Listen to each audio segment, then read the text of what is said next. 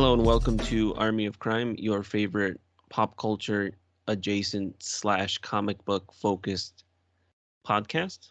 My name is Matt, and I'm here with my co-host Dustin.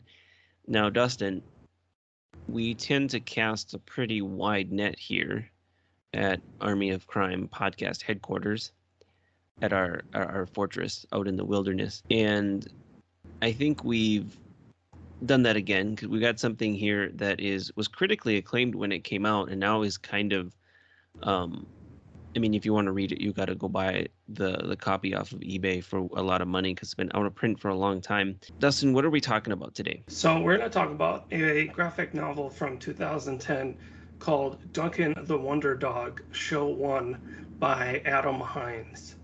This was created with a grant, a Xeric grant, and it won a prize, the 2011 Lindward Graphic Novel Prize. It was highly acclaimed when it came out 11 years ago, and it was stated as in Show 1 in the title. It was meant to be the first in a 9-part series detailing a story in this world where it's like everything is the same as it is now, except for animals can all talk and be understood by people.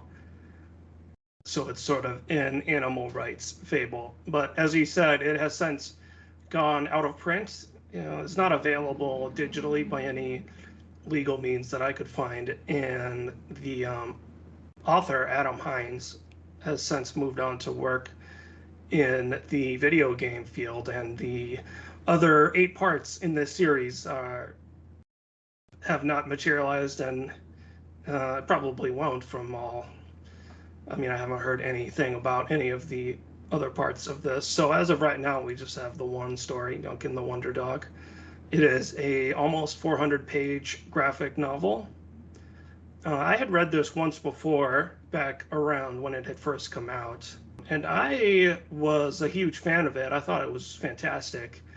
But this was your first time reading Duncan the Wonder Dog, Matt. What did you think of it? Well, I would say it's a pretty unique thing. It uses a lot of mixed media. Yes, there are collages, and like parts of it are made to look like letters or like a storybook kind of. It's a very dense work. There's and I should say maybe overall what the story is kind of roughly about. There's a whole bunch of characters, but the main overarching storyline involves Duncan the Wonder Dog, who is meant to be some sort of animal messiah of sorts, who is a dog who walks on his hind legs and has like arms and legs like a human being. And he is mentioned, and I believe there is one scene with a character who I think is supposed to be, or maybe not Duncan, but I can't recall if he ever actually does appear in the story. But the main action of the story is kind of about these animals who are like an animal rights terrorist group. Pompeii is like this little monkey who's like a violent terrorist maniac, and there's an FBI agent that's after her. So yeah, that's basically kind of what it's about in a nutshell. But I mean, even to give it that kind of summary, like you have to get pretty far into it before the storyline even starts. Right. He uses a lot of like there's a lot of vignettes, like with like little like almost like little fables, as you try and hop kind of like hop around what this world is like. Yeah. Because the premise, it's almost like deceptively simple as a premise. It's interesting because it starts in a world that's very much like ours, ignoring the possibility that if animals could talk, history would have developed completely differently. Right. So, that's what I thought was interesting about it, because the premise isn't just what if animals could talk. It's like, what if animals could talk, but we treated them the same way that we treat them now? Yeah. So like, what if your dog could like have a conversation with you, and there's like cows being put into a slaughterhouse who are like can like talk to you? Yeah. Which is an unsettling idea, and you wonder if we would still treat the question that it inevitably makes you ask is, would we still treat animals the same if they could talk to us. And then it makes you wonder if makes then it made me have the thought, is speech such an important part of Right. humanity that, like, why would speech be the one thing that would make us treat or not treat someone better or worse? Being that we treat fellow human beings so horrifically so often, and of course they're, you know, sentient and capable of speech. Yeah, and they, the story like you're talking about with Duncan, the dog with arms. I mean, that's almost not really even in it. It's like really kind Yeah, of it's really kind of glimpsed a couple times. There's a lot of time spent on, like I mentioned, like the cutaways and the vignettes. There's like all the splash pages. There's like a part where there's like what looks like like an old library book card or something, and there's like these little stories in it of like the different dogs and animals. Like there's a little bit where there's like a wildlife photographer, and then like a monkey walks up to him and tells him to go away. Like, why are you yeah, spying on us? Go away. And there's like a little story of a cow that won't go into a building that may or may not be a slaughterhouse, and then someone has to come and shoot the cow, and they're like arguing with the cow or whatever. Like, it's a lot of these little bits of what their world is like, and overall, it's, I would say, a word to describe a lot of it. There's a lot of ambiguity because we don't really know. Not that we necessarily have to know, but we don't really know exactly how their world is set up. And it's not always abundantly clear by design how some of the characters relate to each other. yeah. Part of it being a part one of a proposed part nine series is much of the story seems to be setting up characters and plot threads that would theoretically come into play more as the overall story develops. Or, I mean, maybe not. We don't really know. So you have, like I mentioned, there's an FBI agent. There's a guy who is the head of a government. He's like a important member of the U.S. government. Yeah, he's like a government official in charge of like human animal relations, I believe. And then there's the terrorist Pompey, and who else do we got in here, Matt? There's the journalist. Right, who lives with or a monkey of some sort. No, see now as I call them a monkey, it feels like is that wrong? Yeah, and it's not Um, abundantly. It's like possible that they're married. they seem to be in a like husband and wife kind of relationship with a human woman and a male monkey who wears clothes and like walks around and talks with people. There's a lot of moving parts because like the storyline of the FBI agent, and that's almost like a stock character, like the detective guy. He's like a burnt out detective, Right. which is almost, like I said, almost like a stock character trying to catch like this terrorist group. That doesn't even really get underway, I would say, until like the second half of the thing, the second Yeah. half of the book. Um, Because and it's you spend a huge amount of time in the second half with there's a bombing at a college done by the animal terrorists, Pompeii, and then there's a gorilla who's like her sidekick. That takes up almost like the last 100 pages. There's a bombing, and the police are looking for them, and they are like hiding out in this like suburban home, kind of waiting for an escape to materialize. Yeah, and then I mean, part of what happens is Pompeii. I don't know if this counts as a spoiler or not. I mean, I guess it's kind of a little tiny spoiler, but like Pompey kills this guy's like whole family, which it doesn't show, but he says that he explicitly killed like his kids and stuff, Yeah, which is grim. It doesn't show it, but you're like, okay, so this is some serious stuff here, and then it takes like I don't even how many pages, like a chapter's worth of a digression into the diary of one of the people that he's just killed. So like we know they're already dead, but then we spend like a lot of pages just going over like their life up to this incident. Yeah, that's actually, I think, one of my favorite parts of Duncan the Wonder Dog is this whole scene, this whole sequence of the diary, which is a lot of like text on the page, but then it also has like crude kind of like comic strip illustrations that go with it. So it sort of like shifts stylistically into this like, And it's interesting because it gives you a little glimpse of what like the average person's life is like. yeah, and how they relate to their pets. Like they have a dog and you can like talk to the dog, and the dog is almost living the dog almost lives like an extra child, because I think the dog also calls the woman mom. Yeah, So so your pets are like your extra kids, but they're like kids that you can go buy yeah, and bring home. and their dog is like dying, and it's all about them. Like their cat confronts her and is like, "You need to spend more time with the dog because he is lonely and he's gonna die soon."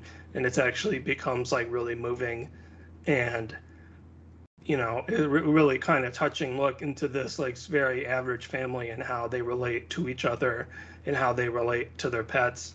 And on some level, you might think that Pompeii would be moved by this, but of course she, you know, then goes and like burns a diary because she thinks it's all sort of stupid.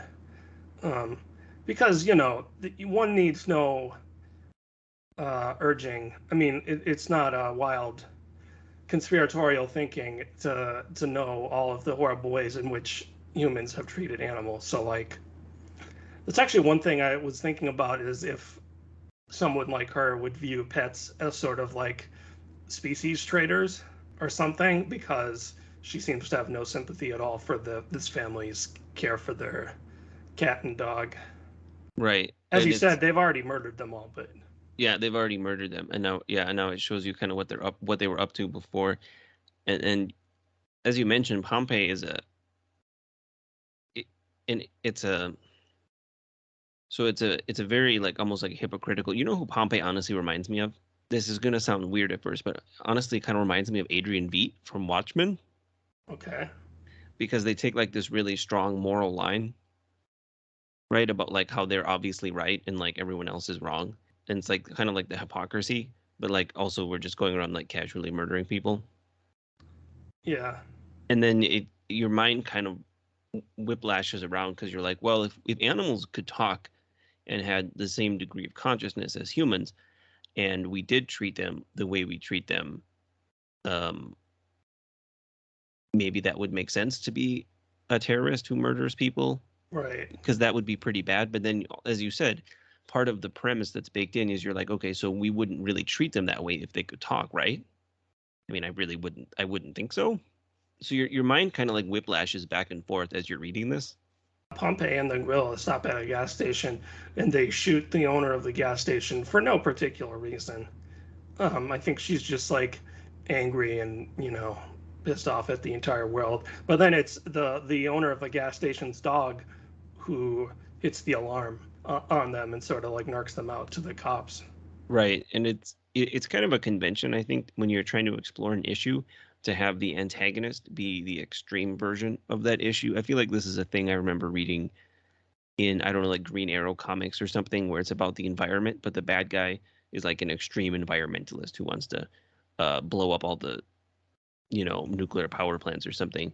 So you're exploring an issue, but you're intentionally taking it like really far, right? I guess it's like the Magneto approach, right? Like you cast it in a really extreme version, but you still make somebody think about it. I couldn't help but wonder, would it be more interesting to have like a less extreme proponent of animal rights be But like one of the main characters? you have a less extreme proponent of animal rights in Isn't it this. Voltaire?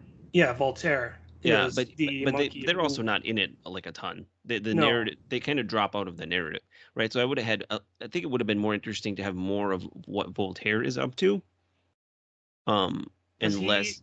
is very much like the advancing animal rights by working through the system and sort of assimilating into human society, whereas Yeah, these other animals who Voltaire pointedly wears people clothes, Right. whereas the other animals don't. And of course, they see nothing wrong with, killing human beings. There's a great panel of Pompeii, the monkey, with a machine gun in like a police chase. Like she's like leaning out a window with a machine gun while the cops are chasing them. Yeah, and like I don't know, it gives you a lot to chew on. I mean, I really was thinking about it, like because I also was thinking, what would history, various points of history look like? Or like, could there be animal leaders, separate animal societies? And he seems to intentionally take like this very like deceptively simple premise and then kind of like bottlenecks it through this Yeah, setup of almost like I said, like a stock character, like almost like a conventional character, like an FBI agent, like the burnt out FBI agent investigating a terrorist attack. yeah, I you mean, definitely don't get the view like they gamed out how this would have changed world history starting from the very beginning, right? Where it's like alternate history kind of.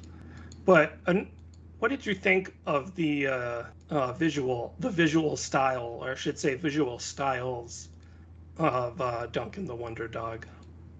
I assume it's an intentional choice that the humans are drawn in like almost a more simplistic style than the animals.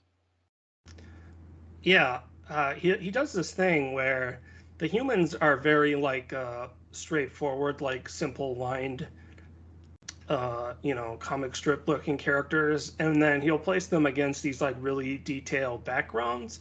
I don't know if the backgrounds are maybe part of like collage or like found media kind of thing, because it almost like looks like that at some points. And not that that's bad, but it adds something, I think, to the heightened reality of it. And like you said, maybe the intention was to make the human and animal characters seem as like equally important, or not try to favor one or the other. Yeah, I think the art style, I mean, as was mentioned, there's a lot of like very impressive things, and like the splash pages and the collages. I mean, it's all very cool. And then on some level, he seems to be, there's like a delicate dance of this very like absurd kind of world that you're like keeping alive through just enough ambiguity, because you have like the almost like the comic strip looking people acting out this whole scenes with like the very detailed animals, and it's an interesting effect. I mean, it really gives you something to chew on. um and when it was over, I mean, I wish there was the rest of it because I would want to know what happens next. It does come to something of a conclusion within show one, Yeah, it doesn't like end on a mid sentence or anything. but I definitely would have wanted more. And I feel like part of its strength is perhaps the ambiguity, right? Because would we really want to sit down and have him explain in detail exactly how the animals gain the ability to talk, or whatever? Um, but it's kind of falls under like leaving the audience wanting more, because Yeah, you read it and you're like, huh, and then you just kind of start looking at it, and like I think the first thing I did when I finished reading it was just be like, and then start paging back through it again. yeah. You read it, you're like trying to solve this puzzle or something. It's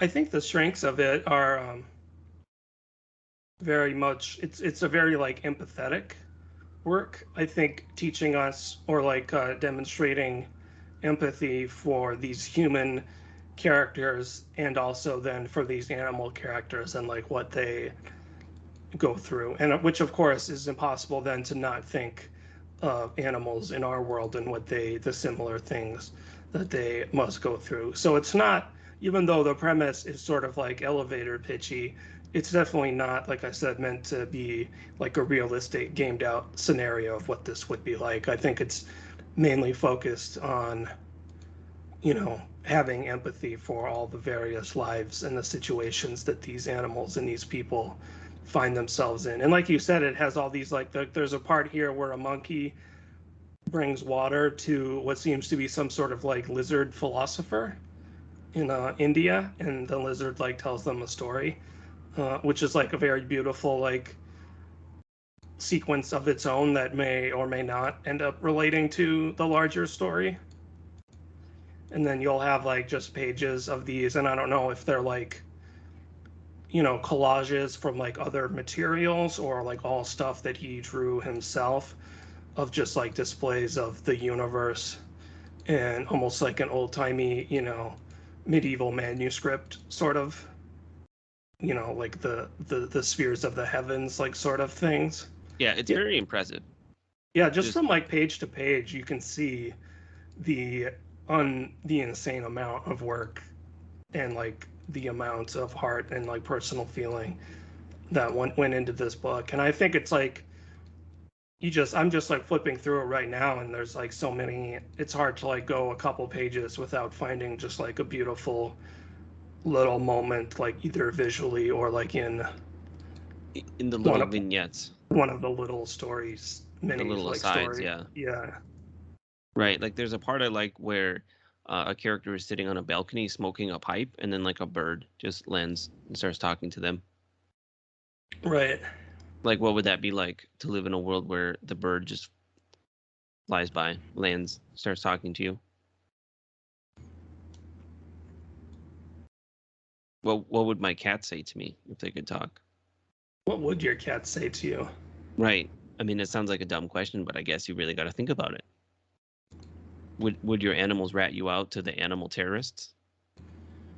What do you think? Would they be like, no, he's one of the good ones, don't kill him? Yeah, I don't know, because there are humans that are allied with the animal terrorists. Right.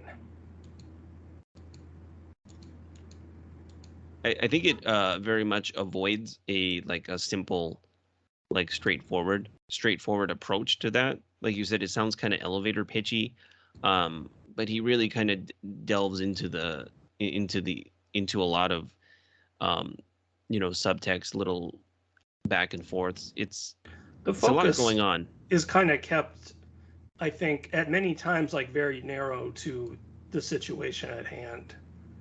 Um, The case with the terrorist bombing. well, just as you go through it, I think there's other points where it'll just be like a story about some squirrels. Like there'll just be like 5 pages with some squirrels, Right.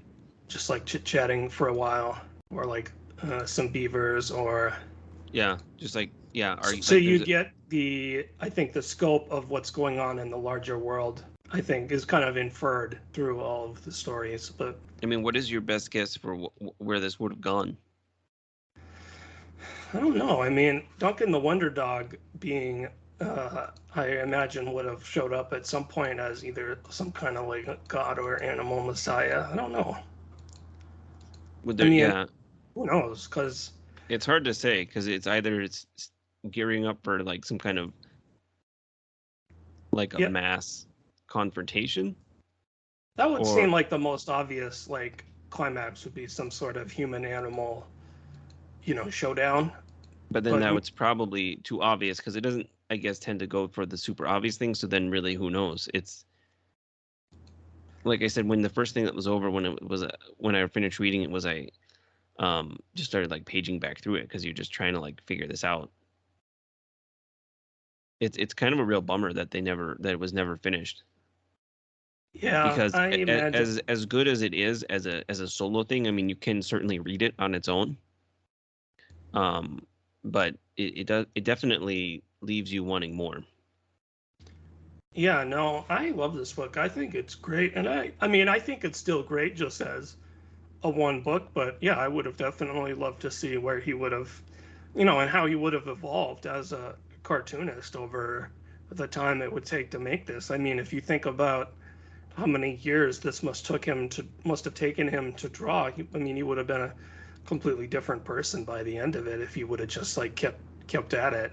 It is, I mean, kind of a shame. I imagine it's probably, you know, maybe if he was French or Japanese, he would have been able to like had a more supportive commercial infrastructure to be able to keep making something like this.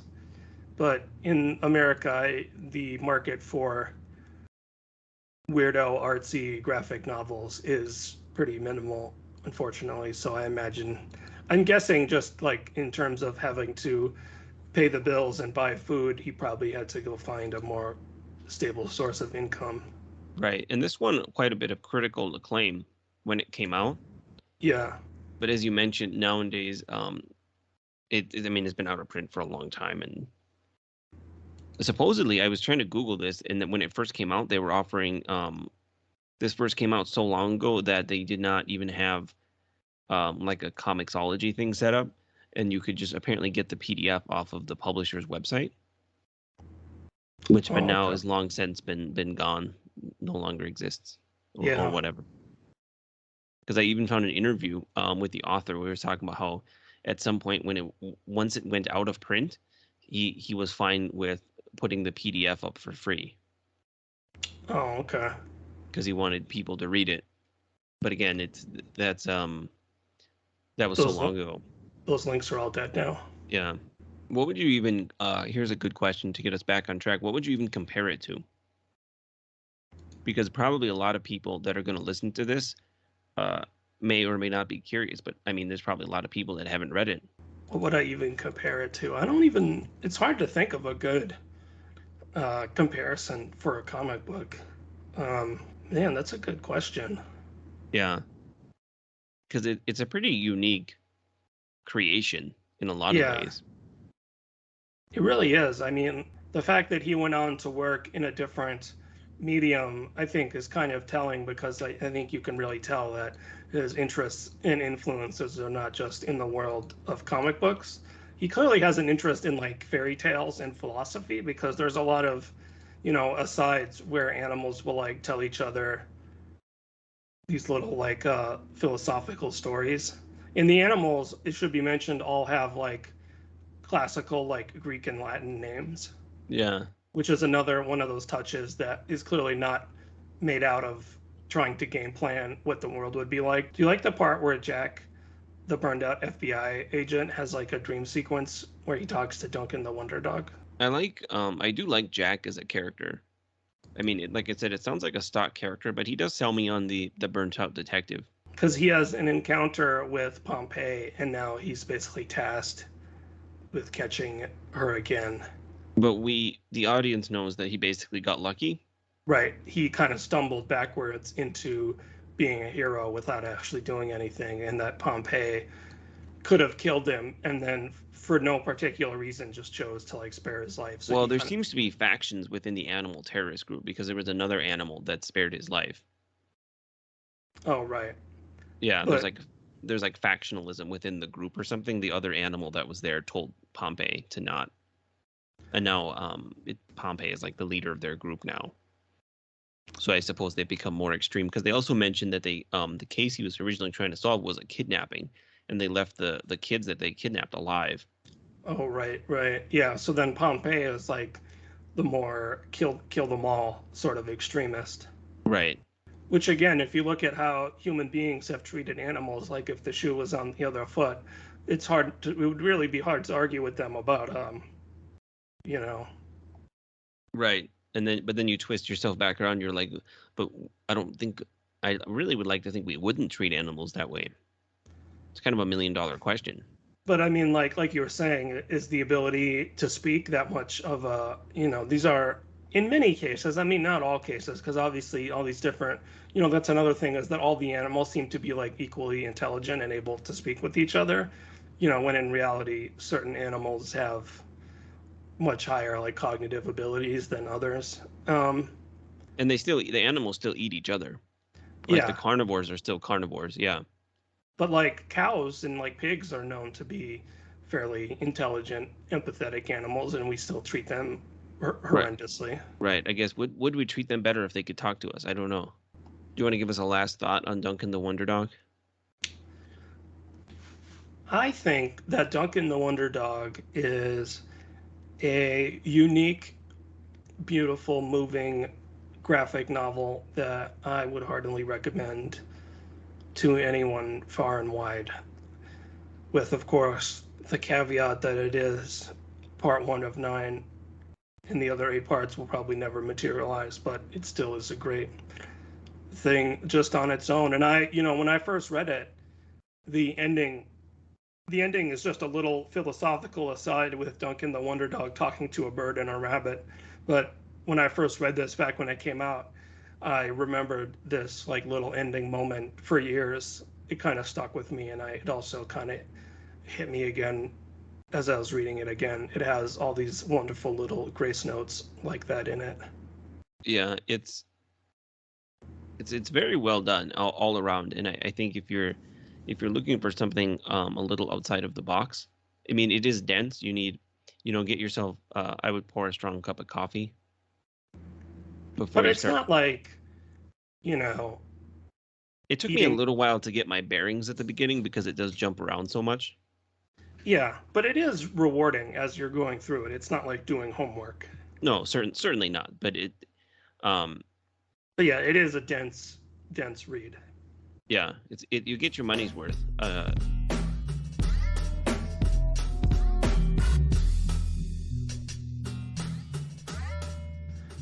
So that was another episode of the only podcast in the world, Army of Crime. If you enjoyed listening to this, or even if you didn't, because who cares, you can give us a 5-star rating and leave a review, or you can find us at armyofcrime.com to listen to any past episodes and look up all of the various topics we've discussed.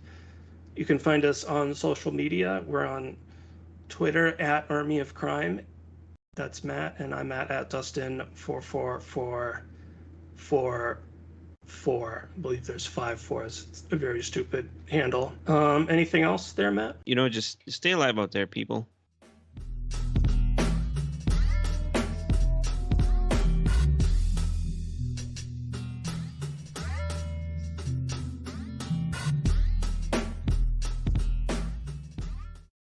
I assume you're going to look it up and then edit out this part.